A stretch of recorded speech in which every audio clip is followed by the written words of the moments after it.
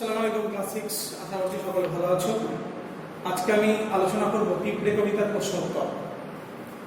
আমি পিঁপড়ে কবিতার ডিটেলসে আলোচনা করেছি, সকলে তোমরা দেখেছো যে পিঁপড়ে কবিতাটা আমি পড়িয়েছি। আজকে আমি তার প্রশ্ন উত্তর নিয়ে আলোচনা করব, সকলে টেক্সট দেখবে। আজকের প্রথম প্রশ্ন হচ্ছে, অমিয় চক্রবর্তী কোথায় অধ্যাপনা করতেন? 1.1 কোথায়? মার্কিন যুক্তরাষ্ট্রের নিউ পালচ বিশ্ববিদ্যালয়। মার্কিন যুক্তরাষ্ট্রে কোথায়?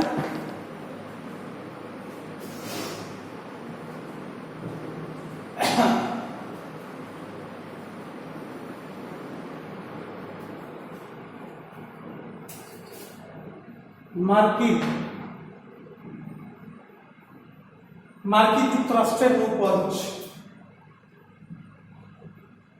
মার্কিন যুক্তরাষ্ট্রের নিউ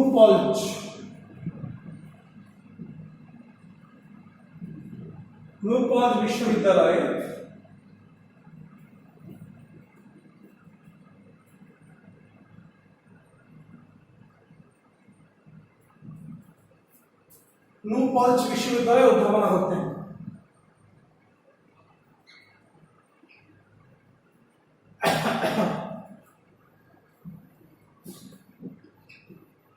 দেখো, এই যে মার্কিন যুক্তরাষ্ট্রের নিউ পালচ বিশ্ববিদ্যালয়, সে নিউ পালচ বিশ্ববিদ্যালয়ে অধ্যাপনা করতেন। ঠিক আছে, পরের প্রশ্ন দেখো তোমাদের আছে যে তার দুটি কবিতার বইয়ের নাম কি কি?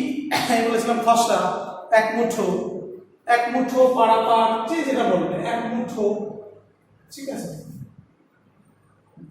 পাড়াপাড়, পালা বদল, এটাও বলতে পারো, এটাও বলতে পারো, এটাও বলতে পারো। ঠিক আছে, পালা বদল, পাড়াপাড়, এক মুঠো, ঘরে ফেরার দিন, ঠিক আছে, পুষ্পিত ইমেজ, হারানোর কিট, যেটা খুশি বলতে পারো। আচ্ছা, এরপরে দেখো নিচের প্রশ্নগুলির উত্তর নিজের ভাষায় উত্তর দেব। প্রথম প্রশ্ন, 2 দাগের 2.1, কবির কি দেখে কেমন যেন চেনা লাগে মনে হচ্ছে, তাই তো? দেখো, আমি পিঁপড়ে কবিতাটা আলোচনা সময় বলেছিলাম যে পিঁপড়েদের এই কবিতায় পিঁপড়েদের কর্মব্যস্ততা এবং কর্মচঞ্চলতার উক্তি ধরা পড়েছে। পিঁপড়েদের যে সদা ব্যস্ত, তাদের কাজের মধ্যে যে ব্যস্ত ভাব লক্ষ্য করা যায়, তারা যে সদা ব্যস্ত থাকে এবং তাদের যে এই যে মিষ্টি মধুর চলা, ব্যস্ত মধুর চলা, তাদের কর্মব্যস্ততার মধ্যে নিয়োজিত থাকে তারা, এবং কর্মব্যস্ততার মধ্যে নিয়োজিত থেকেও তাদের যে ব্যস্ত মধুর চলা, কবির এই ব্যস্ত মধুর মানে পিঁপড়ের এই ব্যস্ত মধুর চলা দেখে কবির কি হয়েছে? খুব চেনা লেগেছে কবি, তাই তো? কবির কাছে কি খুব চেনা লেগেছে এই যে পিঁপড়েদের ব্যস্ত মধুর চলা দেখে। তারপরে প্রশ্ন দেখো যে কেমন যেন চেনা লাগে, কথাটির অর্থ বুঝিয়ে দাও। কেমন যেন চেনা লাগে, পিঁপড়েদের যে কর্মব্যস্ততা এবং কর্মচঞ্চলতার রূপটি কবির চোখে ধরা পড়েছে। তারা যে তাদের এই যে ব্যস্তভাবে চলা, মিষ্টি মধুর ব্যস্তভাবে চলা, তাদের এই চলার মধ্যে একটা শৃঙ্খলতার প্রকাশ লক্ষ্য করা যায়। মানুষও কিন্তু খাদ্যের অন্বেষণে বার হয়, তাদেরও কর্মব্যস্ততা, কর্মচঞ্চলতার রূপটি প্রত্যক্ষ করা যায়। অর্থাৎ মানুষের সঙ্গে পিঁপড়ের যে কর্মব্যস্ততা এবং শৃঙ্খলা ভাবটিকে কবি তুলে ধরলেন, এক জায়গায় মিলিয়ে দিলেন। এই জন্য কবির চেনা লাগে। কেন না? কবি মানুষ, তিনিও দেখেছেন, তিনিও প্রত্যক্ষ করেছেন মানুষের মধ্যে কর্মব্যস্ততা, কর্মচঞ্চলতা রূপটি, তাদের মধ্যে শৃঙ্খলতা রূপটি। ঠিক যেমন পিঁপড়ের মধ্যে আছে ব্যস্ত মধুর চলা, ব্যস্তভাবে চলেছে, তাদের মধ্যে যে শৃঙ্খলার প্রকাশ, সারি সারিভাবে এগিয়ে চলেছে, তার সঙ্গে মানব জীবনের মিল আছে। এই জন্য কবির কাছে খুব চেনা লেগেছে। তারপরে প্রশ্ন, কবি কাউকে দুঃখ দিতে চাননি কেন? পৃথিবীতে সমস্ত প্রাণী জন্ম নেয়, তারা কিন্তু অমর হয় না, অমর হয়ে থাকে না। জন্ম নেয়, আবার তাদের মরতেও হয়, মৃত্যু আসে, জন্ম যেমন হয়, মৃত্যুর স্বাদ প্রত্যেককে চাকতে হবে। তো পৃথিবীর প্রত্যেকটা প্রাণীর জীবন ক্ষণস্থায়ী। কবি প্রত্যক্ষ করেছেন পিঁপড়ের সদা ব্যস্ত চলার মধ্যে যে শৃঙ্খলতার প্রকাশ, তারা পৃথিবীতে এসেছে, জন্ম নিয়েছে, কিন্তু তাদের জীবন ক্ষণস্থায়ী, তারা কিন্তু চিরদিন নয়। কি হবে ওই ক্ষণস্থায়ী জীবনে আঘাত দিয়ে? কবিতায় তাদের দুঃখ দিতে চান না। কেন না? ক্ষণস্থায়ী জীবনে প্রত্যেককেই মরতে হবে। তাই এই দুদিনের ঘরে, এই সামান্য ক্ষণস্থায়ী জীবনে কবি সরিয়ে দিয়ে ওদের দুঃখ দিতে চান। ঠিক আছে? অর্থাৎ মূল পয়েন্ট কি? ক্ষণস্থায়ী জীবন। আর ক্ষণস্থায়ী জীবনের জন্যই কবি এটা বুঝেছেন, উপলব্ধি করেছেন যে পৃথিবীর প্রত্যেকটা প্রাণী তার জীবন ক্ষণস্থায়ী, চিরদিনের জন্য কেউ থাকে না। তাই ক্ষণস্থায়ী জীবনে পিঁপড়েকে সরিয়ে দিয়ে তাকে দুঃখ দিতে চান। ঠিক আছে? তারপরে প্রশ্ন, কোন অতরে ডাকুক, কে কাকে ডাকবে? আমি বলেছিলাম যে গাছের তলায় ভোরের হাওয়া মেখে গাছের তলায় পিঁপড়েরা কি করে না, গর্তের ভিতর ঢুকে যায়। ধরিত্রী মায়ের আকুল ডাকে, পৃথিবী মাতা যেন তাকে গর্তের ভিতর থেকে ডাকছে পিঁপড়েদের, এবং পিঁপড়েরা তার ডাকে যেন গর্তের ভিতরে ঢুকে যাচ্ছে। তাই তো? ধরিত্রী মায়ের আকুল ডাকে পিঁপড়েরা মাটি খুঁড়ে খুঁড়ে গর্তের ভিতরে ঢুকে যাচ্ছে, গর্তের ভিতরে ঢুকে যায়। ঠিক আছে? ধরিত্রী মা পিঁপড়েকে ডাকছে অতল গহ্বর থেকে। অর্থাৎ পৃথিবী মা, পৃথিবী মাতা, ধরিত্রী মানে পৃথিবী। তারপরে দেখো কবি আজ প্রাণের কোন পরিচয় পেয়েছেন। আমরা বললাম যে এই যে জন্ম নেওয়া, বেড়ে ওঠা, পিঁপড়েদের মধ্যে যে সদা ব্যস্ততা, কর্মচঞ্চলতার প্রকাশ কবি লক্ষ্য করেছেন। তারা যে সারি সারিভাবে দল বেঁধে চলেছে, এই যে তারা যে বেঁচে আছে, তাদের প্রাণের সজীবতা, সজীব, এই সজীবতাকে প্রত্যক্ষ করেছেন কবি। কোন প্রাণের কোন পরিচয় পেয়েছেন? সজীবতা। তারা সারি সারিভাবে দলবদ্ধ হয়ে গর্তের ভিতরে, ধরিত্রী মাতার আকুল ডাকে নেমে চলেছে গর্তের ভিতরে। তাই তো? তো এই যে প্রাণের কি পেয়েছে? সজীবতা। সজীবতার পরিচয় পেয়েছে, কারণ স্থবিরতা মৃত্যুর নামান্তর, চলায় জীবন। পিঁপড়েরা কিন্তু এক জায়গায় থেমে থাকেনি, খাদ্যের অন্বেষণে তারা নিয়োজিত, সদা ব্যস্ত। তাদের কর্মব্যস্ততা, কর্মচঞ্চলতা রূপটি কবি প্রত্যক্ষ করেছেন। এই জন্য কবির কাছে কি মনে হয়েছে যে পিঁপড়েরাও, পৃথিবীর প্রত্যেকটা প্রাণী কিন্তু সজীব, অর্থাৎ তারা কিন্তু খাদ্যের অন্বেষণে বার হয়। তো পিঁপড়েদের মধ্যেও তার ব্যতিক্রম লক্ষ্য করা যায় না, তার ব্যত্যয় ঘটেনি। পিঁপড়েদের মধ্যেও কবি প্রত্যক্ষ করেছেন কর্মব্যস্ততা, কর্মচঞ্চলতা রূপ। তাই তো? পিঁপড়েদের মধ্যেও কবি প্রত্যক্ষ করেছেন কর্মচঞ্চলতার মধ্যে তারা নিয়োজিত। এই যে প্রাণের সজীবতা, এই প্রাণের সজীবতার পরিচয় কবি পেয়ে গেলেন। ঠিক আছে?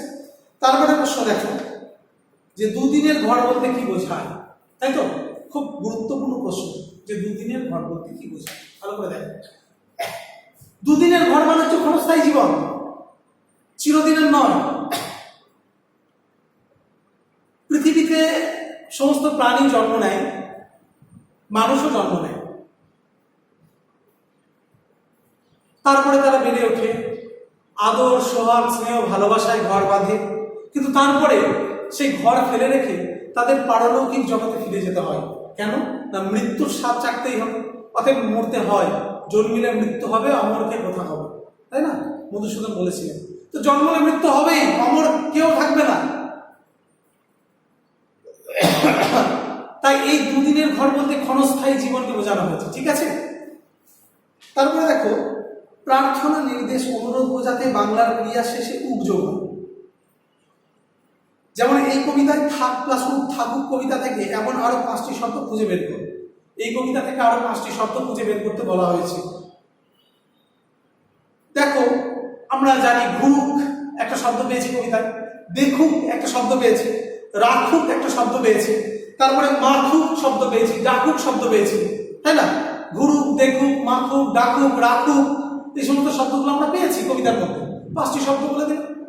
এরপরে দেখো নিচের সমুচ্চারিত ভিন্নার্থক শব্দগুলির অর্থ পার্থক্য দেখিয়ে প্রত্যেকটি ব্যবহার করে পৃথক পৃথক বাক্য রচনা করব। এবার আমরা সমুচ্চারিত ভিন্নার্থক শব্দগুলোর অর্থ পার্থক্য দেখিয়ে বাক্য রচনা করব। ঠিক আছে? ভালো করে দেখো সবাই।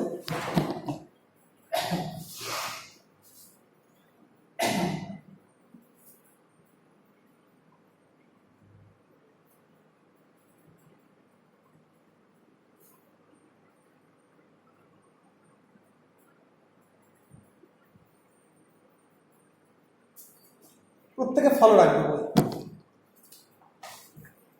দেখো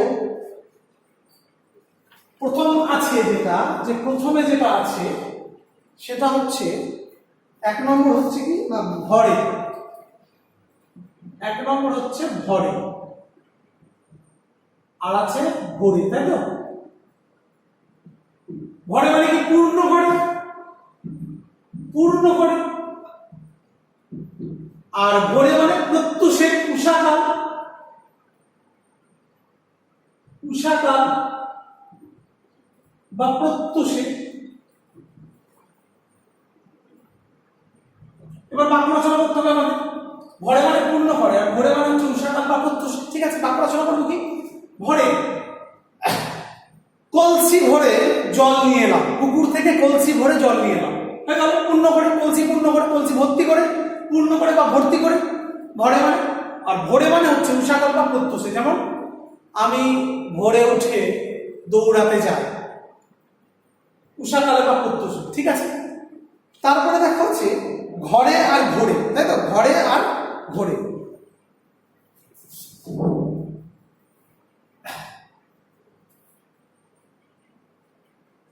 ঘরে আর ঘোরে,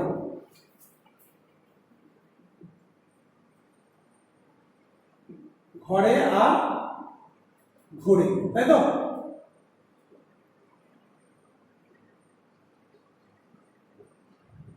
ঘরে আর ঘোরে। ঘরে মানে কি? গৃহের মধ্যে, গৃহের মধ্যে। আর ঘোরে মানে আচ্ছন্ন অবস্থা, আচ্ছন্ন অবস্থা, তাই তো? এবার বাক্য রচনা করবো আমরা। ঘরে দুপুরবেলা, গ্রীষ্মের দুপুরে ঘরের মধ্যে আমরা বিশ্রাম নিই, বা গ্রীষ্মের দুপুরে ঘরে আমরা বিশ্রাম নিই। আর ঘোরে মানে আচ্ছন্ন অবস্থা, ছেলেটি জ্বরের ঘোরে ভুল বকছে। হয়ে গেল। এরপরে দেখো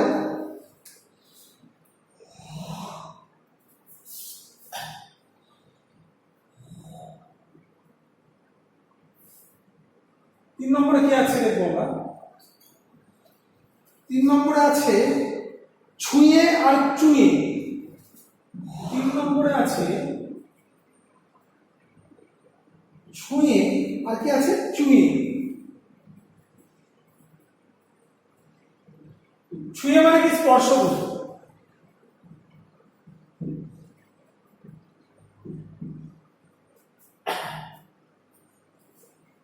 চুঁয়ে মানে হচ্ছে গাবে। এবার আমরা নিজের মতো করে বাক্য রচনা করবো। ছুঁয়ে মানে হচ্ছে স্পর্শ করে, স্পর্শ করা, আর চুঁয়ে মানে হচ্ছে গাবে। রামের গা ছুঁয়ে দেখলাম জ্বর জ্বর ভাব আছে, মানে স্পর্শ করে। ঠিক আছে, আর চুঁয়ে মানে হচ্ছে গাবে। কলসি চুঁয়ে জল পড়ছে, কলসি চুঁয়ে মানে কলসির গাবে ছুঁয়ে ছুঁয়ে জল পড়ছে। নিজের মতো করে বলবো। ঠিক আছে, এরপরে দেখো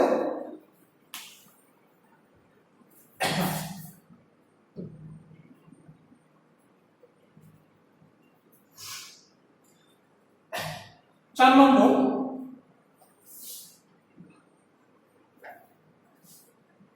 আনলো আর অনল। আনলো, তাই তো?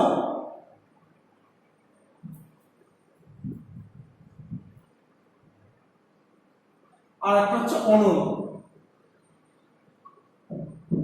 আনলো মানে কি? আনা হলো, নিয়ে এলো, আনা হলো বা নিয়ে এলো। আর অনল মানে হচ্ছে আগুন,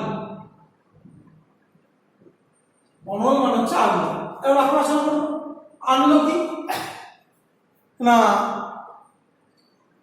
আমার বাবা বাজার থেকে মাছ নিয়ে আনলো, আমার বাবা বাজার থেকে সবজি নিয়ে আনলো, মানে আনা হলো, নিয়ে এলো। আর এটা হচ্ছে অনল, অধন্তন্য অনল মানে হচ্ছে আগুন। অনল রোষে বস্তির ঘরগুলো পুড়ে ছাই হয়ে গেল, মানে আগুনের ক্ষোভে, আগুনের রোষে বস্তির ঘরগুলো পুড়ে ছাই হয়ে গেল। অনল রোষে বস্তির ঘরগুলো পুড়ে ছাই হয়ে গেল। ঠিক আছে, এরপরে দেখো কি আছে।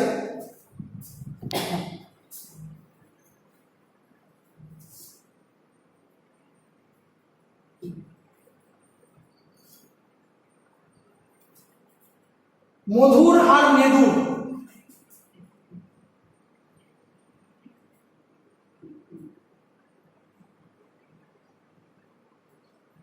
মধুর আর মেদুর। মধুর মানে মিষ্টি বা মিষ্টত্বে ভরপুর,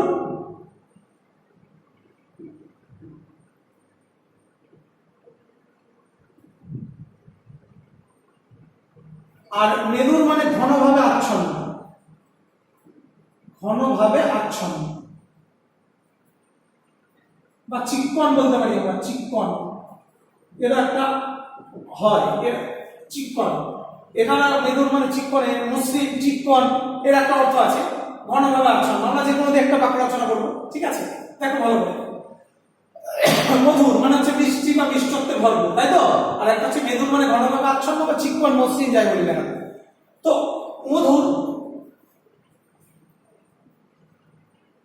ওই লোকটির মধুর কথাতে মন ভুলে আমি তাকে 20 টাকা দান করলাম, ঠিক আছে? আর মেদুর মানে ঘনভাবে আচ্ছন্ন,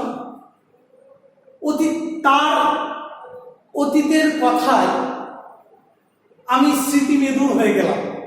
তার অতীতের কথায়, অর্থাৎ কোন একজন মানুষ বলছে তার অতীতের কথা, এবং সেই কথাতে আমি স্মৃতি মেদুর হয়ে গেলাম, অর্থাৎ এই যে ঘনভাবে আচ্ছন্ন হয়ে পড়লাম। মেদুর মানে আচ্ছন্ন, স্মৃতিতে, অতীতের স্মৃতিতে ঘনভাবে আচ্ছন্ন হয়ে পড়লাম, ঠিক আছে?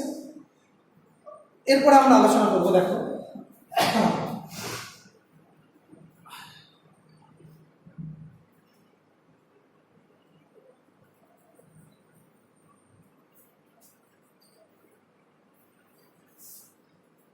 পাশের শব্দ ঝুড়ি থেকে ঠিক শব্দ বেছে নিজের ছকটি সম্পূর্ণ করো। এটা তোমার টেক্সট দেখলেই পাবে, একদম আমি টেক্সট তোমরা খুলে রাখবে। আমি আলোচনার কিছু নেই, এটা জাস্ট তোমরা নিজেরাই পারবে। দেখো ভালো করে, যেমন আছে পিঁপড়ে, আমরা জানি কি পিপিলিকা, ধুলো কি আছে ধুলা, অর্থাৎ পিপিলিকা শব্দ জুড়ে আছে পিপিলিকা মানে পিঁপড়ে, ধুলা তার মানে কি ধুলো, তাই তো? তারপরে মৃত্তিকা মানে মাটি, যাহারা যারা, এগুলো তোমরা নিজেরাই পাবে। তার মানে কি হলো, পিঁপড়ে পিপিলিকা, ধুলো ধুলা, মৃত্তিকা মাটি, যাহারা যারা, তাই তো? এরপরে দেখো নিচের কবিতা থেকে সর্বনামগুলি খুঁজে বের করে আলাদা আলাদা বাক্যে পড়ে ব্যবহার করো, তাই তো? কবিতার সর্বনাম আমরা কি কি পেয়েছি? কাউকে, কাউকে পেয়েছি। সর্বনাম কি কি পেয়েছি ভালো করে মনে করো, কবিতার মধ্যে আছে যে কাউকে পেয়েছি আমরা, তারপর ওকে, ওর, যারা, তার, সবাই, এগুলো। ওকে পেয়েছি আমরা, ও কাউকে সর্বনাম পেয়েছি। তারপর কি পেয়েছি? ওকে, তাই তো? আবার কি পেয়েছি? ওর। তারপর কি পেয়েছি? যারা, তার, সবাই, যারা, তার, সবাই। এবার এগুলোর বাক্য রচনা করতে হচ্ছে।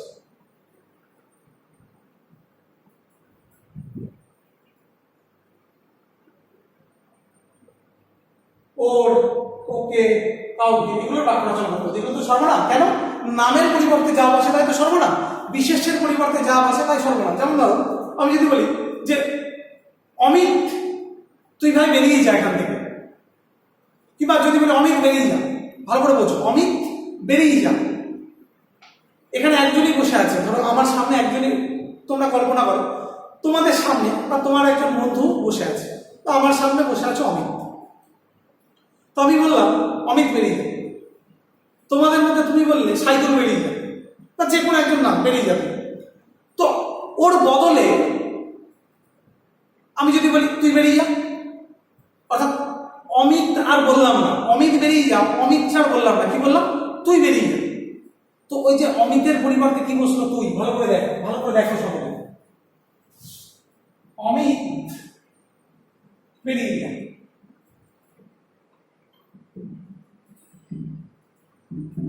অমিত বেরিয়ে যায়, তো অমিতের পরিবর্তে আমি বললাম তুই বেরিয়ে যা। কারণ আমরা কাকে বললাম? তুই বেরিয়ে যা, অমিতকে, তাই তো? অমিতকে আর বললাম না, অমিতটা উড়ে গেল, কি হলো? তুই বেরিয়ে যা। মানে তোমাদের সামনে ধরো কোন একজন বন্ধু আছে, তো তার নামটা না করে তার নামটা নিচ্ছ না, বলছে তুই বেরিয়ে যা এখান থেকে। তার নামের পরিবর্তে, বিশেষ্যের পরিবর্তে কি বসেছে? তুই। অর্থাৎ বিশেষ্যের পরিবর্তে যেটা বসে তাকেই তো বলা হচ্ছে সর্বনাম। তো কাউকে, ওকে, ওর, যারা, তার, সবাই, সব কিন্তু সর্বনাম। ভালো করে বুঝো। তো এগুলো দিয়ে আমরা বাক্য রচনা করবো। যেমন ধরো কাউকে, কবি কাউকে দুঃখ দিতে চাননি, এই কবিতার মধ্যেই হয়ে গেল। ওকে ওকে বলেছি এক ঝুড়ি আম এনে দেবার জন্য। ওর ওর কালকে খুব কষ্ট হয়েছে। তারপরে যারা যারা অন্যায় করেছে তাদের শাস্তি পেতেই হবে। তারপরে কি তার বাড়িতে আমি গিয়েছিলাম, সবাই সবাই মিলে এসো আমরা আজ গল্প করি। হয়ে গেল, বাক্য রচনা করে দিই। ঠিক আছে,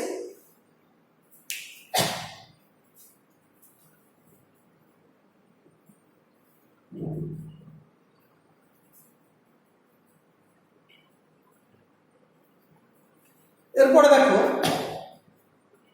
স্তম্ভ দুটি মেলাও।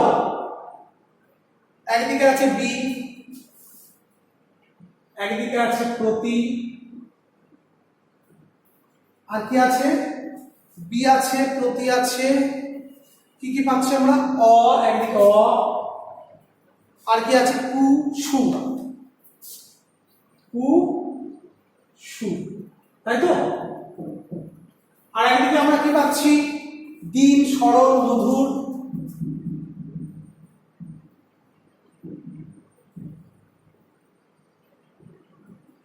আর কি পাচ্ছি? চেনা কথা, চেনা কথা।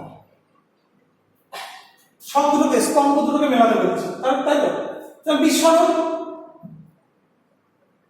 প্রতিদিন, অচেনা, কুকথা মানে খারাপ কথা, সুমধুর। ঠিক আছে, তারপরে কি পেলাম আমরা? আমরা সমান সমান দিয়ে দিয়ে কি পাচ্ছি? প্রথমে হচ্ছে বিস্মরণ, তারপরে পাচ্ছি কি? প্রতিদিন, তারপরে কি পাচ্ছি? অচেনা, তারপরে কি পাচ্ছি? কুকথা, তারপরে কি পাচ্ছি? সুমধুর। ঠিক আছে, মিলিয়ে দিলাম সব দুটো। এরপরে আছে কবিতা থেকে সমাপিকা ও অসমাপিকা ক্রিয়াগুলো খুঁজে নিজের ক্ষোভে যথাস্থানে বসাও। সমাপিকা ক্রিয়া এবং অসমাপিকা ক্রিয়া কি কি পেয়েছি? আমরা জানি যার দ্বারা বাক্যের কাজ, যে ক্রিয়ার দ্বারা বাক্যের কাজ অসম্পূর্ণ থেকে যায় তাকে বলা হচ্ছে অসমাপিকা ক্রিয়া। যে ক্রিয়ার দ্বারা বাক্যের কাজ সম্পূর্ণ হয়ে যায় তাকে বলা হচ্ছে সমাপিকা ক্রিয়া। ভালো করে বোঝো।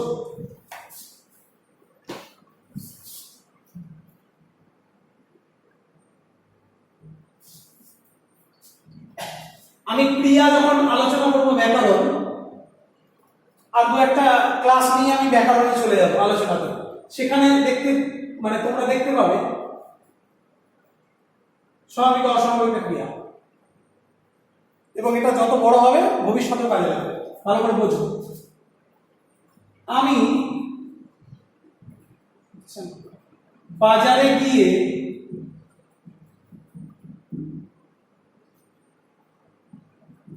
মাছ কিনেছিলাম।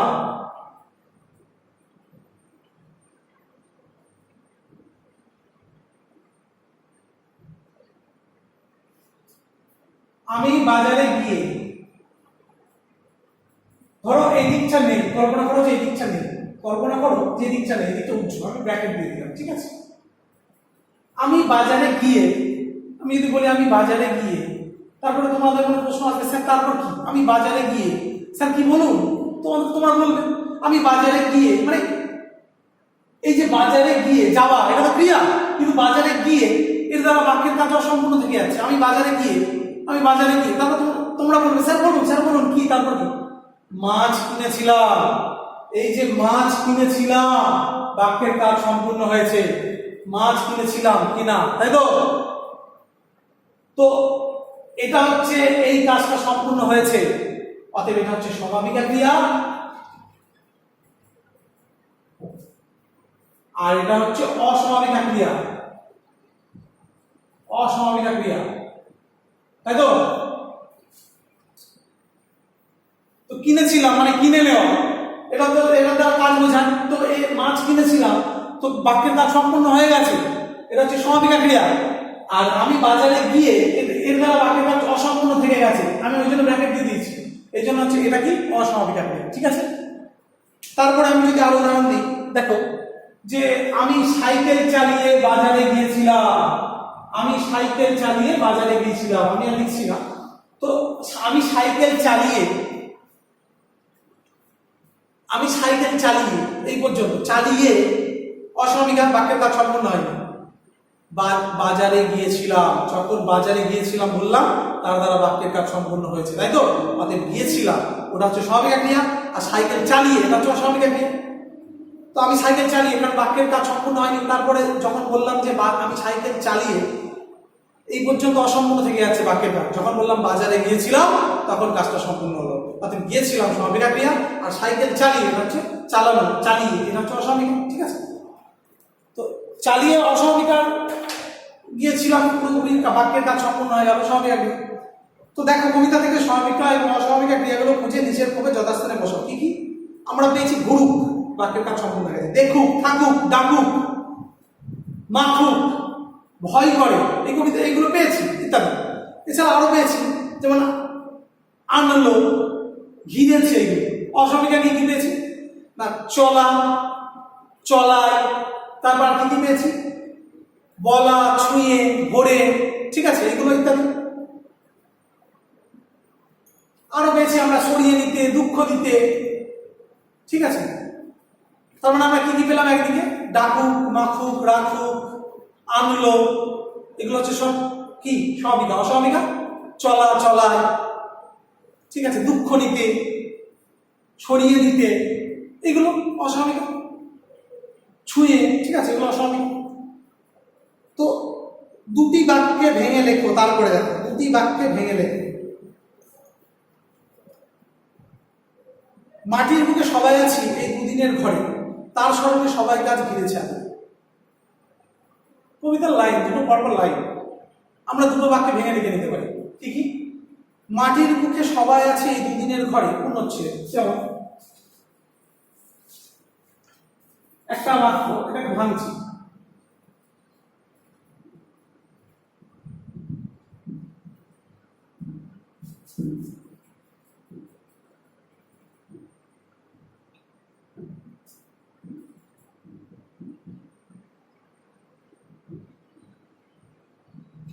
মাটির বুকে সবাই আছে এই দুদিনের ঘরে। দু নম্বর বাক্যটা ভাঙবো আমরা, তার স্মরণে সবাই গাছ ঘিরেছে আদরে, তাই তো? এটাকে ভেঙে নিলাম, দুটো বাক্য বললাম, এটা একটা বাক্য, এটা একটা বাক্য। তার স্মরণে সবাই গাছ ঘিরেছে আদরে,